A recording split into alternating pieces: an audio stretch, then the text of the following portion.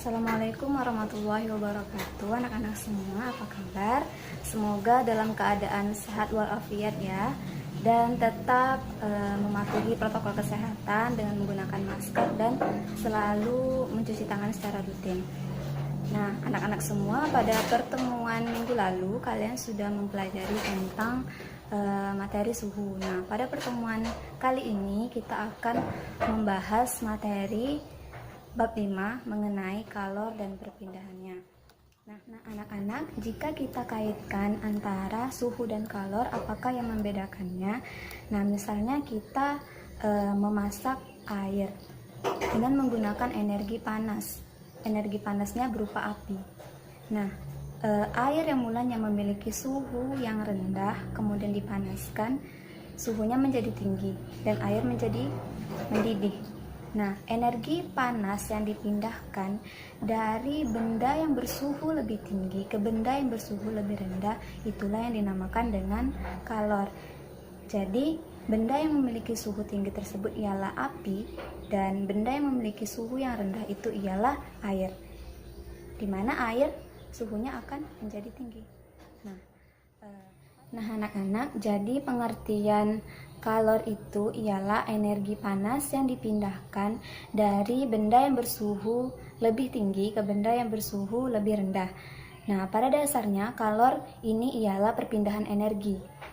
Nah, sementara suhu hanyalah menyatakan tingkat panas atau dinginnya suatu benda. Satuan kalor adalah joule atau dilambangkan dengan huruf J.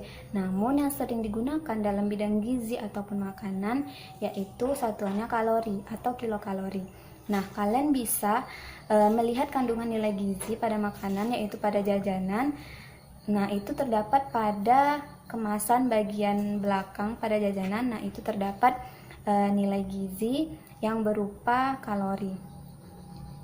Nah, di mana 1 kalori ini adalah jumlah energi panas yang digunakan untuk menaikkan suhu 1 derajat Celcius pada 1 gram air. Nah, 1 kalori ini sama dengan 4,2 Joule. Kenapa satuannya Joule? Karena kalor merupakan energi. Nah, energi juga memiliki satuan Joule atau yang dilambangkan. Baiklah anak-anak, selanjutnya yaitu kalor dan perubahan suhu benda. Nah, di mana kalor ini dapat merubah suhu benda. Suhu benda akan naik jika mendapatkan kalor dan akan turun jika kalor dilepaskan. Nah, contohnya yaitu air panas, jika kita diamkan lama-kelamaan akan menjadi dingin. Nah, di mana hal ini menunjukkan kalor akan dilepaskan oleh benda ke lingkungan. Nah, seberapa cepatkah suhu benda berubah? Itu tergantung dari kalor jenis pada benda tersebut, di mana kalor jenis pada suatu benda itu berbeda-beda. Nah, kalor jenis itu apa? Kalor jenis ini ialah kalor atau energi yang dibutuhkan untuk menaikkan suhu 1 kg zat sebesar 1 derajat Celcius. Nah, contoh kalor jenis yaitu 4200 Joule per kilogram derajat Celcius. Artinya, untuk menaikkan suhu 1 kg air sebesar 1 derajat Celcius dibutuhkan energi sebesar 4200 Joule. Sehingga dapat disimpulkan bahwa kalor yang digunakan untuk menaikkan suhu benda itu tergantung dari jenis benda tersebut. Nah, makin besar kenaikan suhu benda, kalor yang diperlukan makin besar pula. Semakin besar massa benda, kalor yang diperlukan untuk menaikkan suhu benda akan semakin besar pula. Nah, dari pernyataan tersebut dapat ditulis secara matematis melalui rumus Q sama dengan C kali M kali delta T, di mana Q merupakan kalor yang diperlukan untuk kenaikan suhu, C merupakan kalor jenis, M merupakan massa benda, dan delta T merupakan kenaikan suhu atau perubahan suhu. Nah, selanjutnya yaitu kalor dan perubahan wujud benda. Nah, jadi kalor ini dapat menyebabkan perubahan pada wujud benda. Pada air yang mendidih akan kelihatan gelembung uap air di mana terjadi perubahan wujud dari cair menjadi gas, yaitu menjadi uap air. Nah, coba perhatikan gambar berikut ini. Baiklah anak-anak, gambar berikut ini merupakan gambar proses perubahan wujud benda, Yang pertama yaitu menguap. Nah, menguap ini dari cair menjadi gas dengan memerlukan kalor, contohnya air yang mendidih dan menghasilkan uap air. Nah, agar air dapat mendidih, maka diperlukan energi panas atau kalor. Kemudian selanjutnya yaitu mengembun. Nah, mengembun ini dari gas menjadi cair dengan melepaskan kalor, contohnya yaitu embun di pagi hari. Kemudian ada melebur. Melebur sama halnya dengan mencair.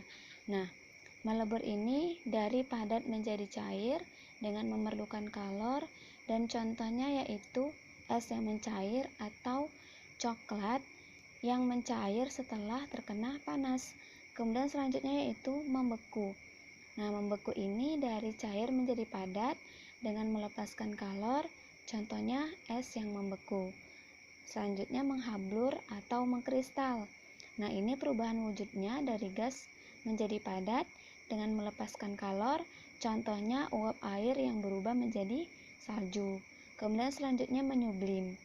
Nah, menyublim ini dari padat menjadi gas dengan memerlukan kalor, dan contohnya yaitu kapur barus yang diletakkan di lemari lama-kelamaan akan habis karena kapur barus akan berubah menjadi uap. Nah, anak-anak, selanjutnya kita masuk kepada contoh soal. Nah, di sini soalnya yaitu air bermassa 100 gram berada pada suhu 20 derajat Celcius dipanasi hingga suhu 80 derajat Celcius. Jika kalor jenis air adalah 1 kal per gram derajat Celcius, tentukan jumlah kalor yang diperlukan. Nyatakan dalam satuan kalori. Nah, di sini dapat diketahui M-nya memiliki nilai 100 gram. Suhunya 20 dan 80 derajat Celcius. Kemudian kalor jenis airnya 1 kal. Nah, kemudian kita akan mencari nilai Q. Nah, selanjutnya kita masuk kepada pembahasan soal. Nah, kita masuki saja yang sudah diketahui tadi ke dalam rumus. Q sama dengan M kali C kali delta T.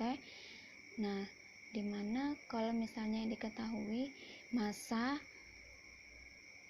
satuannya itu berbeda dengan kalor jenis, misalnya massanya kilogram dan kalor jenisnya gram, maka perlu disamakan terlebih dahulu, sama-sama gram atau sama-sama kilogram.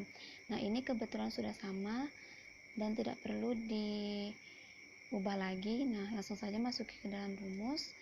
M kali C kali delta T, dimana delta T nya itu 80 dikurang 20. Nah, dapatlah hasilnya 6000 kalori.